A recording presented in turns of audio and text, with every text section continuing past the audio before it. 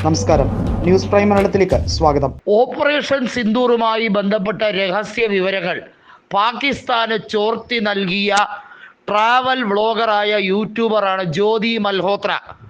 ഇവർ BJP പ്രവർത്തക കൂടിയാണ്, ഹരിയാനയിൽ നിന്നുള്ള BJP പ്രവർത്തക കൂടിയാണ്.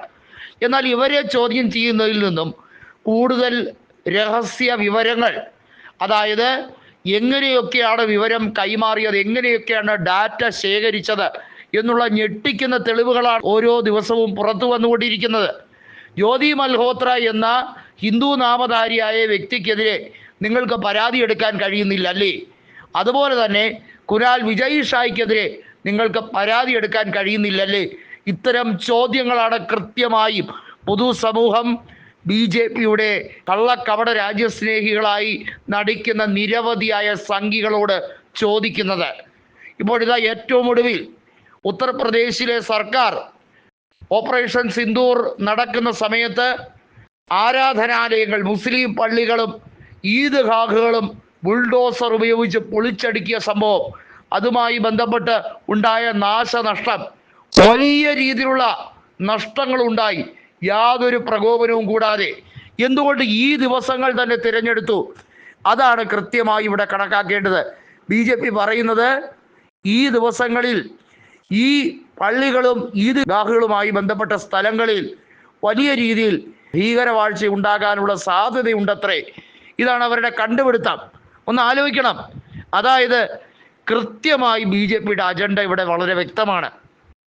ഇന്ത്യയിൽ അവർ ഏറ്റവും കൂടുതൽ വെറുക്കുന്ന ന്യൂനപക്ഷ സമുദായങ്ങൾക്കെതിരെയുള്ള ഒരു ആഭ്യന്തര ആക്രമണത്തിന് വേണ്ടിയുള്ള പദ്ധതി തന്നെയാണ് ഇതെന്ന് വ്യക്തമാകുന്ന സാഹചര്യമാണ് ഇപ്പോൾ ഉരുത്തിരിഞ്ഞു വരുന്നത്. അവരുടെ നീതിക്ക് വേണ്ടിയാണ് കപിൽ സിബൽ അടക്കമുള്ളവർ, പ്രശാന്ത് ഭൂഷൺ അടക്കമുള്ളവർ സുപ്രീം കോടതിയിൽ ഹർജിയുമായി വരുന്നത്. എന്നാൽ സംഘപരിവാർ ആഭിമുഖ്യമുള്ള ഗോദി മീഡിയകൾ സുപ്രീം കോടതി ഇതാ കപിൽ സിബലിനെ നിർത്തിപ്പൊരിച്ചു, കിടത്തിപ്പൊരിച്ചു, വറുത്തു, ഇങ്ങനെയൊക്കെ വ്യാജ വാർത്തകളാണ് കൊടുത്തുകൊണ്ടിരിക്കുന്നത്. കപിൽ സിബലിന് ഒന്നും പറ്റിയിട്ടില്ല. അദ്ദേഹം സമാജ്വാദി പാർട്ടിയുടെ നേതാവ് കൂടിയാണ്, രാജ്യസഭാ അംഗം കൂടിയാണ്. അദ്ദേഹം കോൺഗ്രസ് വിട്ടു പോയപ്പോൾ എന്തേ നിങ്ങളുടെ മുൻ കേന്ദ്രമന്ത്രി കോൺഗ്രസ് വിട്ടു പോയല്ലോ എന്ന് ചോദിച്ചവർക്കുള്ള ഉത്തമമായ മറുപടിയാണ് ഉത്തർപ്രദേശിൽ കോൺഗ്രസ് അല്ല, ഏറ്റവും വലിയ ശക്തമായ മുഖം സമാജ്വാദി പാർട്ടി തന്നെയാണ്. കോൺഗ്രസ് അവരുടെ കൂടി സഹായത്തോടെയാണ് ലോക്സഭയിൽ 6 സീറ്റുകൾ ജയിച്ചത്. ആ സത്യം നിഷേധിക്കാൻ കോൺഗ്രസോ രാഹുൽ ഗാന്ധിയോ അല്ലെങ്കിൽ പ്രതിപക്ഷത്തുള്ള ഒരു നേതാവും അത്തരത്തിൽ അവരുടെ സഹായം നിഷേധിക്കുന്നില്ല. കാരണം ഉത്തർപ്രദേശിൽ ദളിതരെയും പിന്നോക്കം നിൽക്കുന്നവരെയും ന്യൂനപക്ഷത്തെയും പ്രത്യേകിച്ച് മുസ്ലിം സമൂഹത്തെയും ചേർത്ത് പിടിക്കുന്നത് സമാജ്വാദി പാർട്ടിയും കോൺഗ്രസും തന്നെയാണെന്ന് അവർക്കറിയാം.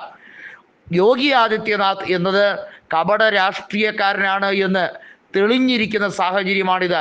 ബുൾഡോസർ രാജിനെ പൊളിച്ചടുക്കുകയാണ് BR ഗവായി.